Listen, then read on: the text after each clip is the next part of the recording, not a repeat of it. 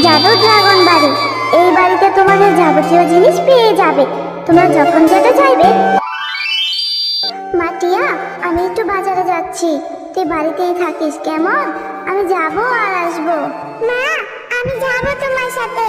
আমার যে ঘরের মধ্যে একা একা থাকতে একদমই ভালো লাগে না। আমি যাব মা, আমাকে তোমার সাথে নিয়ে যাও না। মারে দেখ, বাইরে কেমন রোদ পড়েছে। এই রোদের মধ্যে বাইরে গিয়ে তুই কি করবি বল? তার চেয়ে ভালো তুই ঘরের মধ্যেই থাক। তাছাড়া আমার হাতেও তেমন কোনো টাকা পয়সা নেই যে তুই দোকানে গিয়ে কিছু চেয়ে বসলে কিনে দিব। আমাকে কিছু কিনে দিতে হবে না মা, আমি শুধু তোমার সাথে যাব। ঘরে বসে থাকতে আমার আর ভালো লাগছে না। তোমার সাথে গেলে আমার একটু ঘোরাও হয়ে যাবে। তুমি তো আমাকে কোথাও ঘুরতেও নিয়ে যাও না। তোমার সাথে নিয়ে যাও না মা।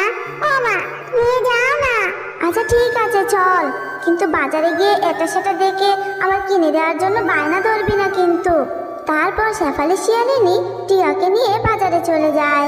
শেফালি যখন বাজার করতে ব্যস্ত ছিল, টিয়া তখন পাশের দোকানের ড্রাগনগুলো দেখছিল আর মাকে বলে, মা এই যে দেখো, পাশের দোকানের ড্রাগনগুলো কত সুন্দর। ড্রাগনগুলো খেতে নিশ্চয়ই অনেক মজা হবে। কি লাল লাল, তাই না মা? তুমি আমাকে ড্রাগন কিনে দাও না মা। টিয়া, এই জন্যই তোকে আমি আমার সাথে করে আনতে চাইনি। আমি জানতাম তুই বাজারে আসলেই কিছু না কিছু দেখে খাওয়ার জন্য বায়না ধরবি। আমার কাছে যে টাকা ছিল সেই টাকা দিয়ে তো আমি বাজার করেই ফেলেছি রে মা। এখন আমি তোকে কি করে ড্রাগন কিনে দিব বল? আর এই ড্রাগনগুলো তো দেখছি ভাগিনী বাবির। ভাগিনী বাবি তো টাকা ছাড়া আমাকে একটা ড্রাগনও দিবে না। এমনিতে আমার বাসা ভাড়াটা বাকি আছে। আয় বলে দেখি বাকিতে দেয় কিনা। যদি দেয় তাহলে কিনে দিব, না হলে কিন্তু অন্য দিন। ভাগিনী ভাবি, আপনার ড্রাগনগুলো দেখতে তো খুব সুন্দর, খেতে নিশ্চয়ই অনেক মজা হবে। আমাকে অল্প কয়েকটা ড্রাগন দিতে পারবেন? আমার মেয়ে যে আপনার দোকানে ড্রাগন খাওয়ার জন্য বায়না ধরেছে। আমার হাতেও কোনো টাকা নেই। যেই টাকা ছিল সেই টাকা দিয়ে আমি কিছু বাজার করে ফেলেছি। তাই বাকিতে যদি আমাকে কিছু ড্রাগন দিতেন, পরে না হয় আমি টাকাটা দিয়ে দিব। এ কি বললি তুই শেফালি? বাকিতে ড্রাগন দিব? আমি বাকিতে কোনো ড্রাগন বিক্রি করি না। টাকা দে, তারপরে ড্রাগন দিব। আর তুই তো গত 2 মাস ধরে আমার বাড়িতে ফ্রিতে থাকছিস, বাড়ি ভাড়াটাও ঠিক মতো দিচ্ছিস না, আবার এখন এসে বাকিতে ড্রাগন চাচ্ছিস? লজ্জা করে না? যা আগে আমার বাড়ি ভাড়াটা নিয়ে আয়। ভাগিনী ভাবি, আপনি তো সবই জানেন। টিয়ার বাবা মারা যাওয়ার পর থেকে কত কষ্ট করে মা মেয়ে বেঁচে আছি। আমাকে একটু সময় দিন না ভাগিনী ভাবি। আমি 2 মাসের বাড়ি ভাড়াটা একেবারেই আপনাকে দিয়ে দিব। তোকে সময় দিব? একদমই না। তোকে সময় দিতে দিতে আজ 2 মাস হয়ে গেল, বাড়ি ভাড়াটা দিচ্ছিস না। এখন আবার বাকিতে এসে ড্রাগন চাচ্ছিস? লজ্জা করে না তোদের? আজই তুই আমার বাড়ি ছেড়ে চলে যাবি। আমি ভালো ভাড়াটিয়ে দেখে আমার বাড়িটা আবার ভাড়া দিয়ে দিব। তারপর শেফালি শিয়ালিনী ও টিয়া বাঘিনীর কথায় মন খারাপ করে বাড়ি ছেড়ে চলে যায়। এরপর মা ও মেয়ে বনের মধ্যে আশ্রয়ের জন্য ঘুরতে থাকে, আর হাঁটতে হাঁটতে তারা গভীর বনের মধ্যে চলে যায়।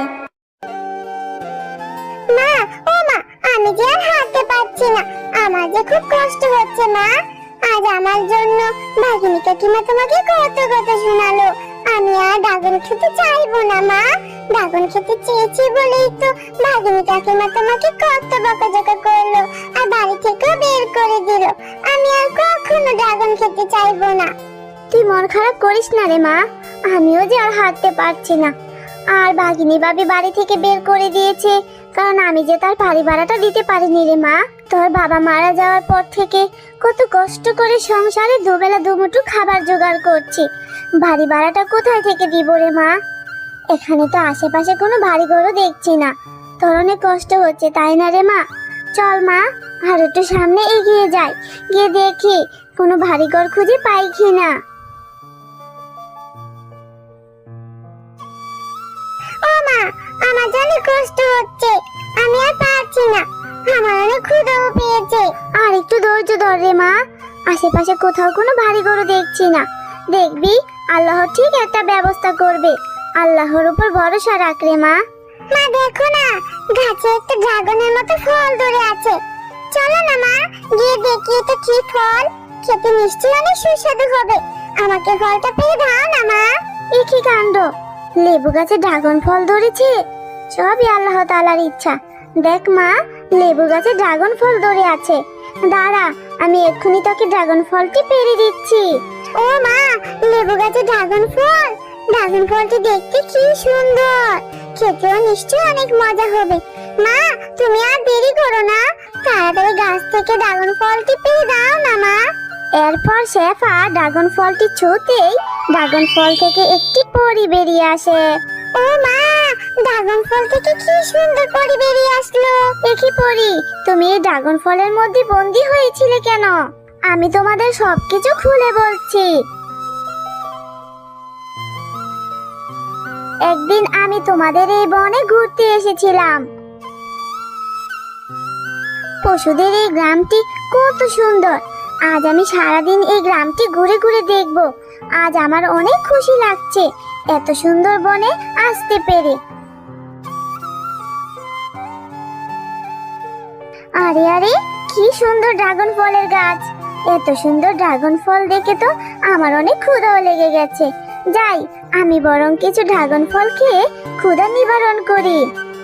আরে বাহ, ড্রাগন ফুল দেখতে যেমন সুন্দর, খেতেও তেমন সুস্বাদু ছিল।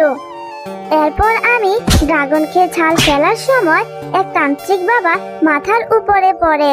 কার এত বড় সাহস আমার মাথায় ঢিল দিয়ে আমার ধ্যানটা নষ্ট করে দিয়েছে?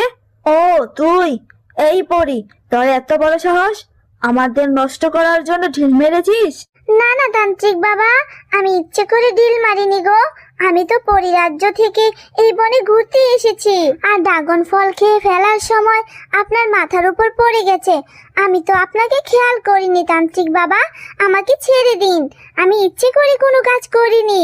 এরপর তান্ত্রিক বাবা আমার কথা বিশ্বাস করেনি, আর আমাকে সেই লেবু গাছে ড্রাগন ফল বানিয়ে চলে যায়। আর যাওয়ার সময় বলে যায়, কেউ যদি এই ড্রাগন ফলটি ছোঁয় তাহলে আমি এই ড্রাগন ফল থেকে বন্দিদশা থেকে মুক্ত হব। আজ তোমার কারণে আমি মুক্ত হলাম। তোমাকে অনেক ধন্যবাদ শেফা। ও এই ব্যাপার পরি, এখন তুমি তোমার পরিরাজ্যে চলে যাও, না হলে এই দুষ্টতান্ত্রিক তোমাকে আবারও বন্দি করতে পারে। তুমি অনেক ভালো শেফা, কিন্তু তুমি আর তোমার মেয়ে এই গহীন বনে কি করছো? তারপর শেফা পরীকে সব কথা খুলে বলে। না না, এটা ঠিক হয়নি তোমাদের সাথে। তোমাদের সাথে তো অনেক খারাপ হয়েছে।